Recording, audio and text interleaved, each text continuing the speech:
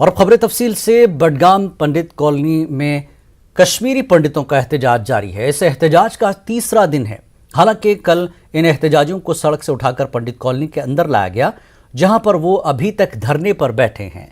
बीती रात principal secretary Niteshwar Kumar भी एहतजाजियों के साथ बात करने आए थे, लेकिन कोई बात नहीं बनी।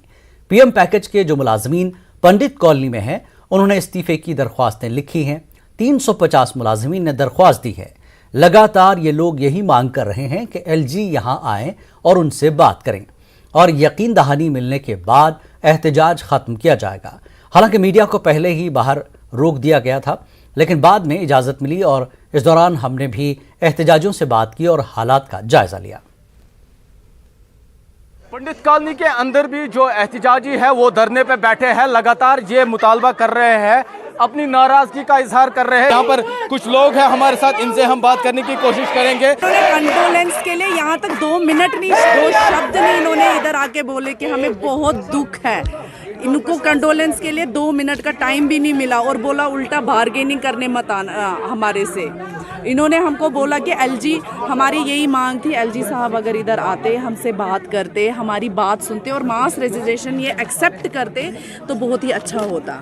नाज़रीन, ये देखिए, ये लेटर है, मास रेजिग्नेशन इन लोगों ने दिया है। ये तस्वीर है जो इन लोगों ने लेटर दी है एलजी इंतज़ामिया को, सरकार को। ये तमाम पीएम पैकेज के एम्प्लॉयज़ यहाँ पर है 350, इन लोगों ने अपना रेजिग्नेशन दिया है। जो रात को आए थे प्रिंसिपल सेक्रेटरी, उनसे क्या बातचीत हुई?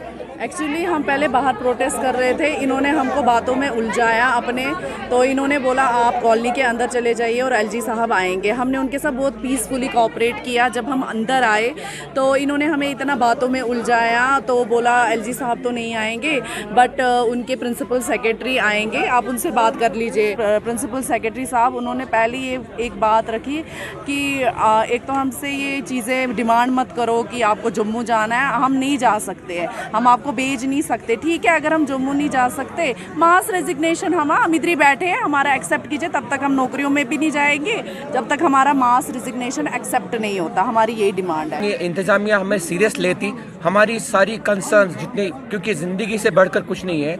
जब दफ्तरों में घुस के उनके चेयर्स पे हमको मारा जाता है, इससे बढ़कर कोई भी ज़्यादती हमारे साथ नहीं हो सकती। हम मजबूर हो गए हैं कि हमें नौकरी छोड़ने पे मजबूर होना पड़ रहा है कि आप अभी कंडोलेंस तक नहीं मिली और हमें बोल रही है कल के कल आप दफ्तर आ जाइए। जब तक हमारा पूरा बंदोबस्त नहीं होता हमारी सिक्योरिटी को, इंतजामिया से किसने आपको बोला आप कल ड्यूटी ज्वाइन कीजिए? हमें बहुत सारे डीडीओ से फ़ोन आ रहे हैं, सुबह से फ़ोन आए कि आप अगर दफ्तर नहीं आ रहे हैं तो आप पे एक्शन ली जाएगी। ये कौन सी इंसानियत है? कैसे हम अपनी ड्यूटीज करें, कैसे हम अपना काम करें? ऐसी लाइफ थ्रेटनिंग सिचुएशन में जब तक हमें कोई एश्योरेंस नहीं मिलती, हमें सेफ प्लेसेस पे नहीं लिया जाता, जब तक हमें नई एश्योरिटी मिलती, तब तक हम अपनी ड्यूटीज नहीं जाएंगे। और ये जो आप बार बार पूछ रहे हैं एन माह से रेजिग्नेशन, एन माह से, this is the last resort. और क्या करें, हम अपनी जान थोड़ी ना दे सकते हैं नौकरी के पीछे। हमें एश्योरेंस मिले, हमें फुल प्रूफ सिक्योरिटी मिले, तभी हम अपनी नौकरियों पे ज्वाइन करेंगे। ये देखिए, हम आपको एक बार फिर से दिखाना चाहते हैं। ये गेट है पंडित कॉलोनी का, इस गेट पर सिक्योरिटी मौजूद है। इस गेट के बाहर इन्हें जाने की इजाज़त नहीं दी जा रही है। लगातार ये लगातार एहतजाज कर रहे हैं, लगातार अपने मुतालबात पेश कर रहे हैं। हालांकि इंतजामिया की जानिब से जैसे पहले दिन ड्यूकम आए, कल प्रिंसिपल सेक्रेटरी आए, लेकिन ये बात मानने को तैयार नहीं है, कोई बात नहीं बन रही है। इनका वाहिद यही बात है कि एलजी आएंगे, ये बात रखेंगे और जब यकीन दहानी मिलेगी तो वो एहतजाज को ख़त्म करेंगे। नेटवर्क 18 के लिए शेखपुरा पंडित कॉलोनी से मैं आबिद हुसैन। मरकजी वजीर जितेंद्र सिंह ने डीडी दफ्तर कठुआ में मुनक्कदा सरकारी मीटिंग में शिरकत की। इस दौरान उन्होंने कहा कि वादी कश्मीर में राहुल भट्ट के कत्ल पर सफाई देकर नुकसान की भरपाई नहीं की जा सकती है और अगर कहीं पर सिक्योरिटी एजेंसीज के दरमियान तालमेल में कमी है तो उसे दुरुस्त किया जाएगा। जितेंद्र सिंह कहते हैं कि उन्हें लगता है कि जम्मू कश्मीर में अब दहशतगर्दी का आखिरी बाब चल रहा है।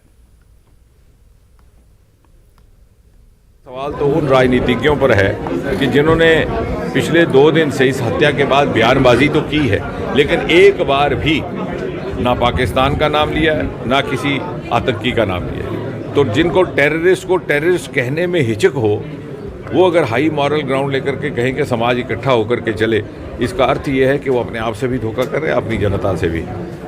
आतंक को आतंक कहना और उसके लिए निष्ठा और साहस रखना, यही हमारे समाज की ताकत है। और मुझे विश्वास है कि ये कुल मिलाकर के आतंक का आखिरी अध्याय है जो जम्मू कश्मीर में देखने को मिल रहा है।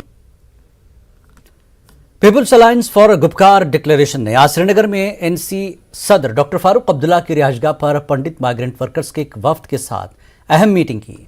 पीडीपी सदर महबूबा मुफ्ती और पीएचडी तर्जुमान मोहम्मद यूसुफ तारिगामी इस मीटिंग में शरीक थे। चाडोरा में राहुल भट्ट की हलाकत के बाद सिक्योरिटी मसाइल पर बातचीत के लिए यह मीटिंग मुनक्किद की गई थी। पीएचडी के तर्जुमान तारिगामी ने मीटिंग के फौरन बाद मीडिया से बात की। उन्होंने जुमे को शेखपुरा में एहतजाजी पंडितों पर पुलिस की तरफ से ताकत के बेतहाशा इस्तेमाल की मजम्मत की। उन्होंने कहा कि वादी में बरसरकार पंडितों का ट्रांसफर महफूज मकामात पर कर दिया जाना चाहिए। तारिगामी ने बताया कि पीएचडी वाले जल्द ही एलजी से मुलाकात करेंगे ताकि वादी में मुकीम पंडितों के सिक्योरिटी खदशात पर बातचीत की जा सके।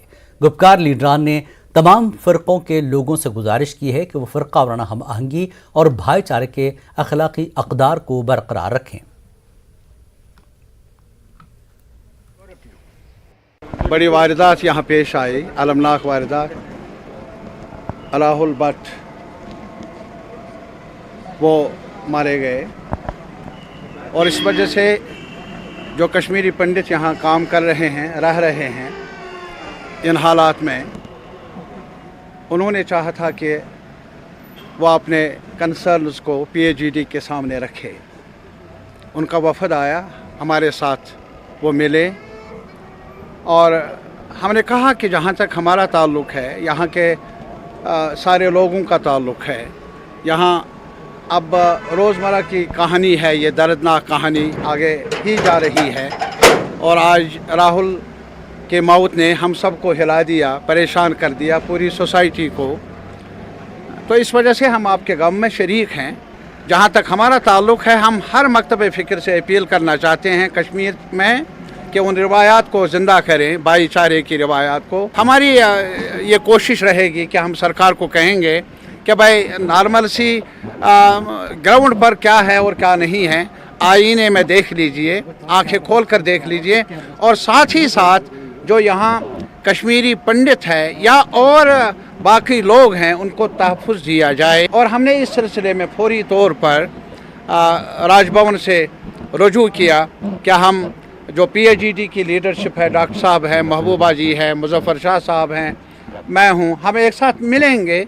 मिलकर राजभवन में एलजी साहब से कहेंगे कि इनके मसाइल हल कर लो। जो ये आप बहुत कुछ कह रहे हैं रेडियो पर, टेलीविज़नों में, कुछ ग्राउंड पर करके दिखाओ।